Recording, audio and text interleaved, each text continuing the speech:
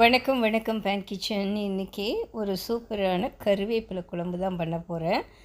அதுக்கு புளியை கரைச்சி எடுத்து வச்சுருக்கிறேன். அதில் கொஞ்சம் மஞ்சப்பொடி போட்டுக்கணும், உப்பும் போட்டுருக்கேன். இதில் என்னெல்லாம் வறுத்து வச்சுருக்கேன், வறுத்ததெல்லாம் காமிக்கலை, வறுக்கும் போது காமிக்கலை, நான் வறுத்து வச்சுருக்கேன் அப்படின்னு பார்த்தாக்கா கொத்தமல்லி, கடலைப்பருப்பு, உளுத்தம்பருப்பு, மிளகாய், மிளகு, நல்ல 1.5 கைப்பிடி கருவேப்பிலை. இதோட மெஷர்மெண்ட்டில் நான் டிஸ்கிரிப்ஷனில் கொடுக்குறேன்.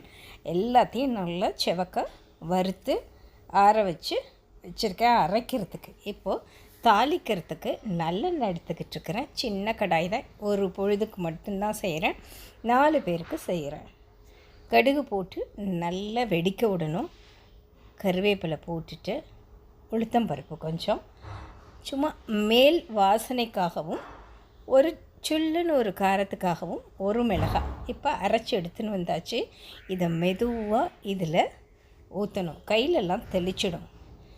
இந்த மாதிரி கெட்டியான குழம்பு வகைகள், மிளகு குழம்பு, கருவேப்பிலை குழம்பு, தக்காளி தொக்கு, இதெல்லாம் கையில் அப்படி கொதிக்கும்போது கொப்பளிச்சு கையில் தெளிச்சிடும், செதறிடும் கொதிக்கும்போது. அதனால் கொஞ்சம் கொஞ்சமாக ஊற்றி அப்படியே கிளறணும். தேவையான உப்பும் போட்டுக்கோங்க, மஞ்சப்பொடியும் போட்டுக்கோங்க. அவ்வளோதான். இது நல்ல சுருள வெந்து சூப்பராக திரண்டு வரும்போது நம்ம விட்ட எண்ணெய் அப்படியே பிரிஞ்சு வந்துடும். நான் அந்த மிக்சியையும் அலம்பிட்டு அதுலேயே ஊற்றிட்டேன், அந்த தண்ணியிலையே ஊற்றிட்டேன். இதை அப்படியே கொஞ்சம் மூடி போட்டு நல்லா வேக விட்டு கொதிக்க விட்டுட்டோம் அப்படின்னாக்கா நல்லா திரண்டு வந்துடும். நான் இந்த அடுப்பில் அடுத்தது வெண்டைக்காய் கறி பண்ண போகிறேன். அதனால் இதை அப்படியே தூக்கி 3வது ஸ்டவ்வில் மாற்றிட போகிறேன். அது கொதிச்சுக்கிட்டு இருக்கட்டும்.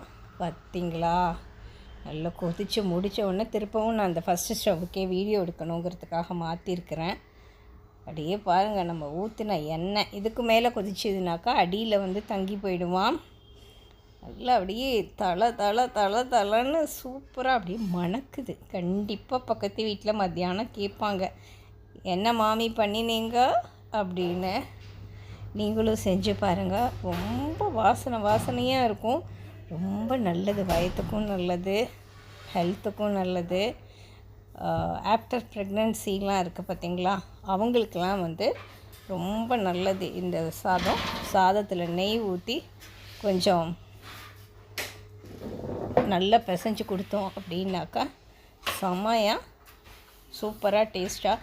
இந்த மார்பு சளி, குழந்தைகளுக்கெல்லாம் சளி பிடிக்கிறது, ஜுரம் வந்தாக்கா சாப்பிட்றது, இதுக்கெல்லாம் சூப்பராக இருக்கும். செஞ்சு இந்த வீடியோவுக்கு ஒரு லைக் போடுங்க, நம்ம சேனல் சப்ஸ்கிரைப் பண்ணுங்கள், ஃப்ரெண்ட்ஸுக்கெல்லாம்